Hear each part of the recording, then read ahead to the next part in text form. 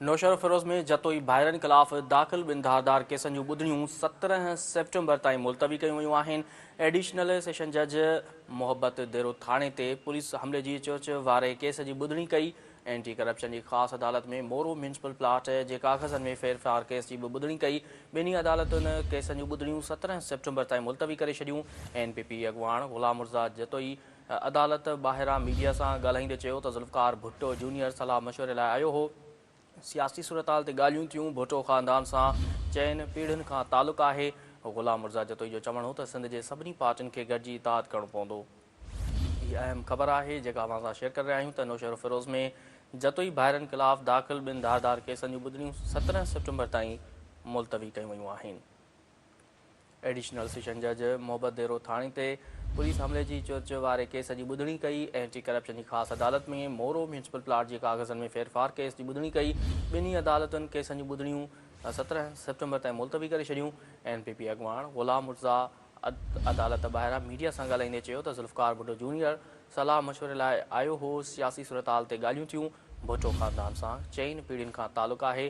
ग़ुलाम मुर्ज़ा जतोई जो चवणु हो त सिंध जे सभिनी पार्टियुनि खे गॾिजी इताद करणो पवंदो। वधीक तफ़सील मालूम कंदासीं। टेलीलाइन ते मौजूदु आहे Naushahro Feroze Khan Sindh TV news reporter Rana Sher Mohammad. जी राणा शेर मोहम्मद, नौशहर फ़िरोज़ में जतोई भाइरनि ख़िलाफ़ दाख़िल ॿिनि धारदार केसनि जूं ॿुधणियूं 17 सेप्टेम्बर ताईं मुलतवी कयूं वयूं आहिनि ऐं जेको अॻवान आहे ग़ुलाम मुर्ज़ा जतोई हुन मीडिया सां बि ॻाल्हि ॿोल कई। अपडेट कजो। बिल्कुलु नौशहर फ़िरोज़ जी सेशन कोर्ट में ॿिन्ही केसनि जी ॿुधणी खां पोइ नेशनल पीपुल्स पार्टी जो सरबराह ग़ुलाम मुर्ज़ा जतोई ॿाहिरि निकिरी मीडिया सां हुन ॻाल्हि ॿोल कई आहे। इन मौक़े ते ग़ुलाम मुर्ज़ा जतोई जो चवणु हो त ॿई केस जेके आहिनि कोन हलिया आहिनि ऐं असांखे 2 तारीख़ मिली आहे ऐं सुभाणे जो लाइ हुनजो चवणु हो त 6 केस जेके आहिनि उहे मोरो वारा जेके नौशहर फ़िरोज़ जी ATC कोर्ट में लॻल आहिनि।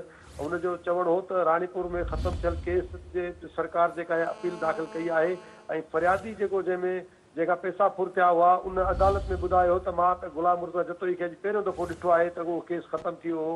ज़ुल्फ़कार जूनियर जे हवाले सां संदसि चवणो त ज़ुल्फ़कार जूनियर जेको आहे असां वटि कराची में आयो हो ऐं सलाह मसइले लाइ हुन ॻाल्हि ॿोल कई ऐं मुल्की सियासी सूरताल ते असां जूं ॻाल्हियूं थियूं। हुनजो वधीक इहो चवणो त भुट्टो ख़ानदान सां असांजो 4 पीढ़ियुनि खां वधीक तालुक़ु रहियो आहे ऐं 1924 वारी जेका बम्बई असेंबली हुई उन में मुंहिंजो परॾाॾो ऐं शाहनवाज़ भुट्टो मेंबर हुया। उनजो चवणो त 2 हफ़्तनि जे अंदरि अंदरि फातिमा भुट्टो ईंदी ऐं फातिमा भुट्टो जे अचण खां पोइ उहे पार्टी ठाहींदा।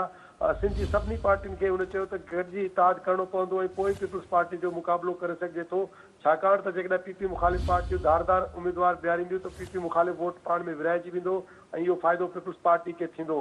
उनजो नवां सूबा ठाहिण जे हवाले सां संदसि चवणु हो त सिंध में जेके या मुल्क में जेके नवां सूबा ठाहिण जी ॻाल्हियूं हली रहियूं आहिनि इन्हनि सभिनी ॻाल्हियुनि जी ज़िम्मेवार जेका आहे उहा पीपुल्स पार्टी आहे। पीपुल्स पार्टी बेड गवर्नेंस ऐं करप्शन सबबि इहे ॻाल्हियूं जेके थी रहियूं आहिनि ऐं इमरान ख़ान जे हवाले सां हुनजो चवणो त इमरान ख़ान मक़बूल लीडर आहे। जेकॾहिं मुल्क अंदरि साफ़ ऐं शफ़ाफ़ चूंडूं थियूं त इमरान ख़ान पंजाब ऐं KPK मां 70% खां वधीक सीटूं खणी ईंदो।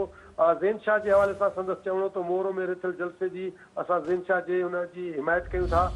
जॾहिं त ॿुधणी जेका आहे उहा ईंदड़ महीने जी 17 सेप्टेम्बर ताईं मुलतवी कई वई आहे। जी ठीकु आहे राणा शर्मा, तफ़सील लाइ वॾी महिरबानी।